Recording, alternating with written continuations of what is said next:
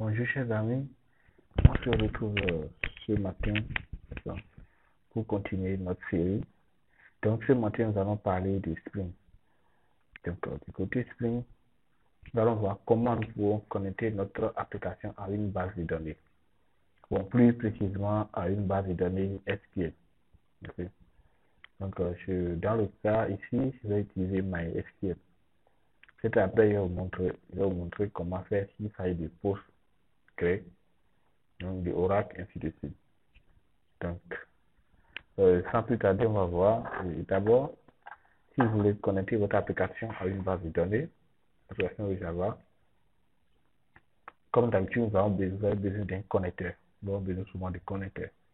Donc, vous devez trouver le connecteur JDBC. Donc, en cas de Spring, vous n'avez pas besoin d'aller télécharger un autre char, fichier jar et importer dans le projet. Non. Il suffit d'aller dans les dépendances. Comme je vous l'ai montré une autre fois, ici nous avons nos dépendances. Maintenant, vous allez me dire, ah, où trouvez MySQL?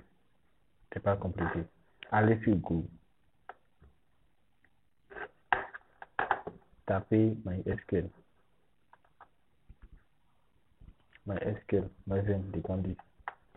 Donc, et là, ça vous dirige sur la dépendance de MySQL.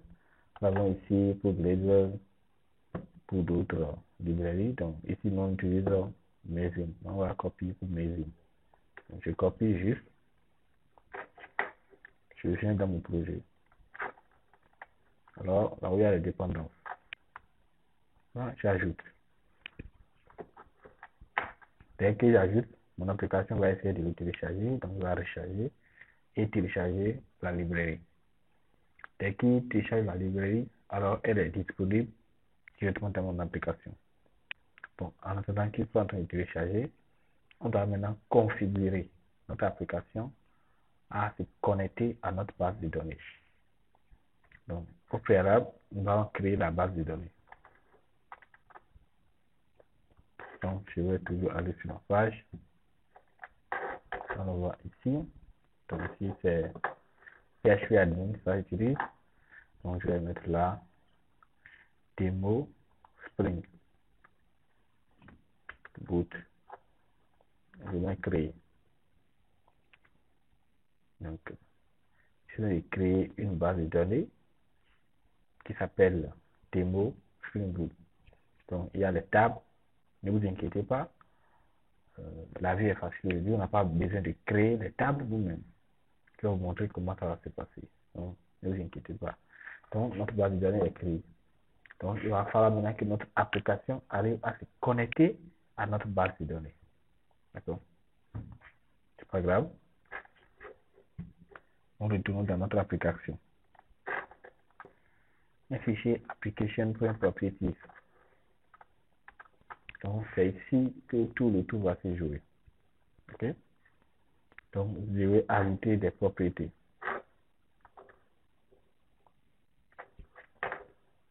Donc, je vais mettre ces propriétés et je vous explique. Bon, je les ai. Voilà.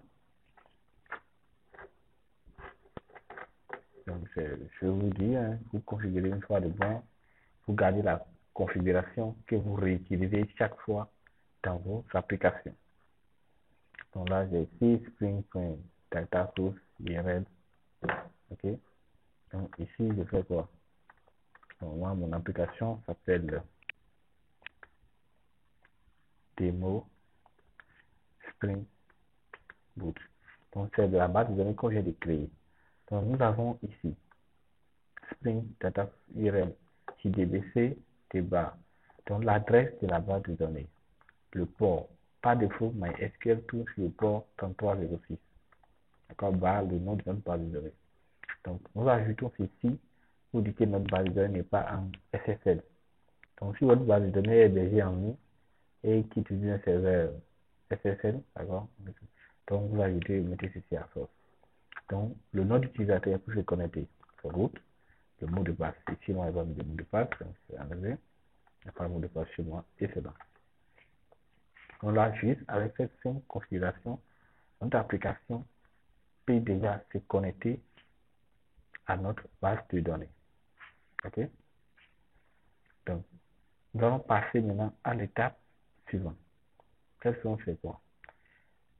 Avec Spring, on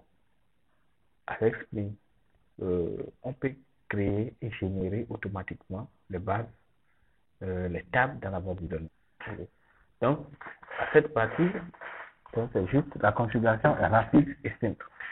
Juste avec cette configuration, déjà, on peut se connecter à notre base de données, le manipuler à travers notre application. Donc, il y a cette propriété qui est ajouter, je vais vous montrer ce que ça fait. Dès que vous utilisez, par exemple, la version 5 de MySQL, à partir de la version 5 de MySQL, je veux parler spécialement de MariaDB. Vous connaissez l'histoire de MySQL et de MariaDB. Donc, dès que vous utilisez MariaDB, c'est d'ajouter cette configuration pour permettre après à JPA de pouvoir générer les requêtes, la liaison entre les tables plus intelligente. D'accord? Donc, au arrivé, moi, je vais vous montrer comment ça se passe. Parce que si je parle de ça, vous n'allez pas comprendre. Il y a aussi cette propriété qui est vraiment importante. C'est ça. Spring.jpa.hibernate.tdl auto. Donc, ça permet de faire quoi? Dès que vous mettez ça sur update, c'est pour dire je vais faire mes ajouts. Au départ, on commence toujours par create. Donc, dès que vous mettez statut de cette propriété à create, ça permet de créer les tables dans la base de données. Créer automatiquement les tables dans la base de données. Donc, dès que celle-ci est à create drop, il crée les tables et dès que l'instance de l'application est coupée, il supprime en même temps les tables. Vous considérez comme ça. Validate, c'est pour dire les tables sont créées, mais vérifier la structure des tables. Update, c'est pour dire bon, vérifier les tables, s'il y a des updates, s'il y a des champs qui ne sont pas créés, il faut les créer. S'il y en a dont les attributs ont changé, il faut les changer. Donc, ça prend faire 4 étapes. Create, drop, validate, update. Moi, je vous conseille plus souvent à la première création, donc vous utilisez create, et vous pouvez utiliser update. Ou si carrément vous ne voulez rien faire, mettez ça à nous. Donc, il ne va rien faire, il ne va pas toucher à la base de données. Surtout, c'est conseillé dans des bases de données qui sont déjà préconçues et vous voulez juste les conformer. Donc, vous ne pouvez pas faire de create sur ça, ni update. Donc, vous mettez ça à nous, vous vous connectez seulement, vous vous occupez des données. Du coup, je profite en même temps pour vous dire comment utiliser ça. Donc, pour l'utiliser, ça c'est dans la vidéo qui va suivre, mais on va voir, on aura besoin de JPA, Spring JPA, Java Persistent API. Donc, vous allez, c'est pas, pour retrouver JPA, c'est pas aussi compliqué. Vous pouvez toujours sur Bing, ou bien vous allez sur Amazing, et vous tapez là, JPA. On va taper JPA. Donc, nous aurons la dépendance de JPA. Mais ici, pour avoir plus d'intelligence, je vous conseille d'utiliser Spring Data. Donc, Spring Data, ça englobe déjà. Donc, du coup, moi, je vais mettre là Spring Data. Et là, ouais, Spring Data JPA. Donc, du coup, les dernières releases, tab, c'est ça. Ceci, hein, moi, je prends ce qui est stable pour la dernière version. Je suis sur Maven, je copie ceci et je l'ajoute dans mon projet, toujours au niveau des dépendances. Alors, on va voir. Éducateur, école. Là, j'ai ajouté JPA dans mon projet. Donc, je crois que la vidéo commence à être longue. Donc, je vais vous expliquer comment utiliser cela. Utiliser une data JPA, ok, avec MySQL dans la vidéo suivante. Merci. N'oubliez pas de vous abonner à la chaîne. Abonnez-vous, aimez la vidéo et surtout partagez.